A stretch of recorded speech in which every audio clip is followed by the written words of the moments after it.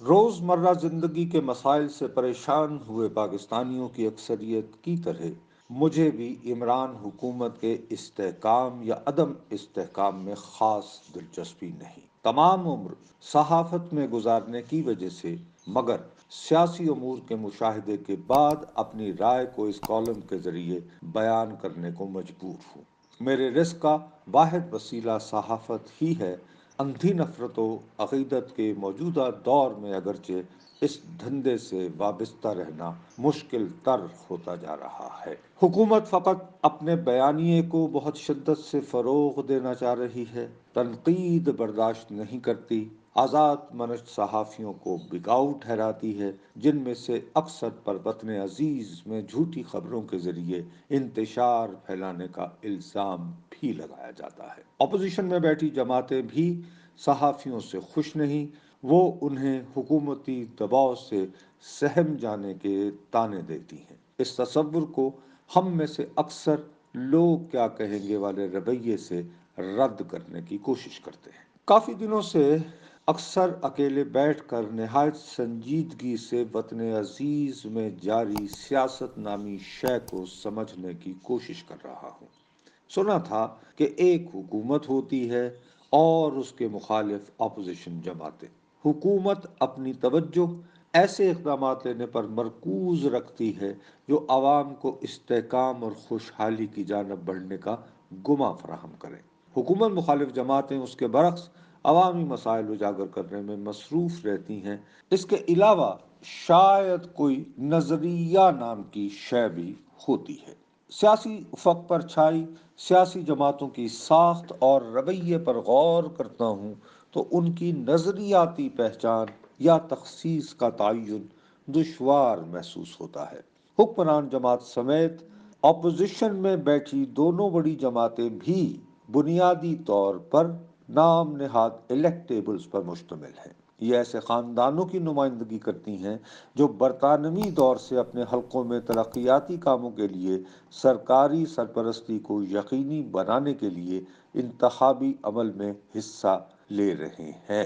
ان کے طاقتور دھڑے ہیں اور ڈیرے داری کی روایت بھی نبھانا ہوتی ہے۔ مہنگائی اور بے روزگاری ایسی اشرافیہ کا حقیقی مسئلہ نہیں، وہ اس سے ہرگز پریشان نظر نہیں آتے۔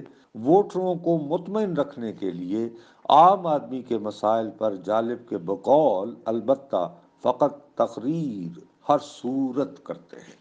پارلیمان میں بیٹھے افراد خواہ حکومتی بینچوں پر ہوں یا اپوزیشن میں، اگر واقعتاً عوام کے حقیقی مسائل کے بارے میں فکر مند ہوتے تو ڈاکٹر حفیظ شیخ جیسے ٹیکنوکریٹ عالمی معیشت کے نگہباں ادارے یعنی IMF سے ایسا معاہدہ نہ کر پاتے جو واضح انداز میں روزمرہ ضرورت کی اشیاء اور بجلی اور گیس کے نرخوں میں ناقابل برداشت اضافے کو یقینی بنا رہا تھا۔ ان کی جگہ آئے شوکت ترین صاحب بھی قومی اسمبلی یا سینٹ میں پیش ہو کر تفصیل سے یہ بتانا لازمی محسوس نہیں کرتے کہ IMF نے ہماری معیشت کو توانا رکھنے کے لیے $500 ملین کی جو قسطیں دینا تھیں وہ ابھی تک کیوں نہیں ملی۔ وہ مل رہی ہوتی تو ہمارے خزانے میں اب تک $1 ارب آ چکے ہوتے۔ یہ ڈالر چند شرائط کی وجہ سے رکے ہوئے ہیں۔ حکومت ان پر عمل درآمد سے ہچکچا رہی ہے۔ میرے اور آپ جیسے عام پاکستانی کو مگر خبر ہی نہیں کہ وہ شرائط کیا ہیں اور ان پر عمل درآمد سے حکومت کیوں گھبرا رہی ہے۔ IMF کے خلاف اپوزیشن میں بیٹھے لوگ تقاریر تو مسلسل جھاڑتے ہیں اپنے دور اقتدار میں، لیکن وہ اکثر عطار کے اسی لڑکے سے شفا یابی کی امید باندھتے رہے۔ اپنے تجربے کو بنیاد بناتے ہوئے ایسی حکمت عملی کی نشاندہی کرتے نظر نہیں آتے جو IMF پر انحصار کو مکمل ختم کرنے کے بجائے اسے کم سے کم تر بنانے کی راہ دکھائے۔ عوام سے حقیقی رابطہ قائم رکھنا ہماری سیاسی جماعتوں کا اب مسئلہ ہی نہیں رہا۔ کئی دہائیوں سے یہ طے کر لیا گیا ہے کہ اقتدار کا حقیقی منبع چند ریاستی ادارے ہیں۔ انہیں خوش رکھو اور اقتدار میں حصہ لینے کی کوششوں میں مگن رہو۔ سلیکٹرز اور سلیکٹڈ کی داستان اسی لیے مقبول ہوئی تھی۔ یہ طے کر لیا گیا ہے کہ عمران خان کو ہیلے بہانوں سے وزارت عظمیٰ کے آفس پہنچا دیا گیا ہے۔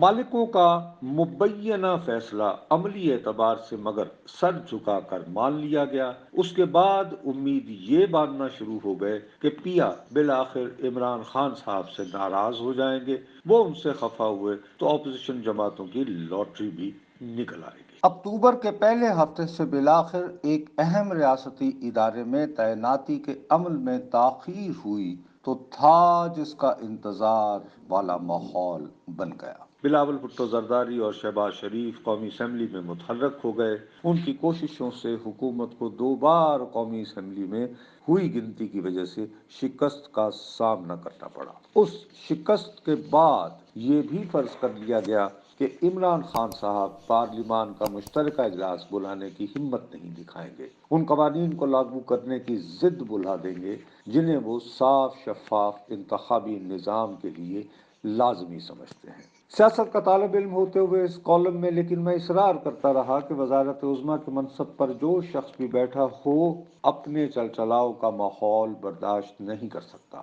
پارلیمان کا مشترکہ اجلاس ایک بار مؤخر کرنے کے بعد عمران خان صاحب کے لیے لازمی ہو گیا ہے کہ وہ اسے جلد از جلد طلب کرتے ہوئے لوگوں کو یہ پیغام دیں کہ وہ کہیں نہیں جا رہے۔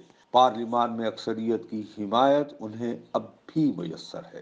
واضح دکھتی اس منطق کے روبرو سر جھکاتے ہوئے وزیر اعظم نے گزشتہ 2 ہفتوں سے اپنی جماعت کے ناراض اراکین اور نخرے دکھاتے اتحادیوں سے ملاقاتوں کا سلسلہ شروع کیا۔ ریاستی اداروں نے بھی ان پر کڑی نگاہ رکھی اور پارلیمان کا مشترکہ اجلاس بالآخر بلوا لیا گیا۔ میں یہ کالم اس اجلاس کے انعقاد سے قبل لکھ رہا ہوں۔ ذاتی طور پر مجھے اس اجلاس سے کسی دھماکہ خیز خبر کی توقع نہیں، دیکھ لینے میں تاہم کوئی حرج بھی نہیں۔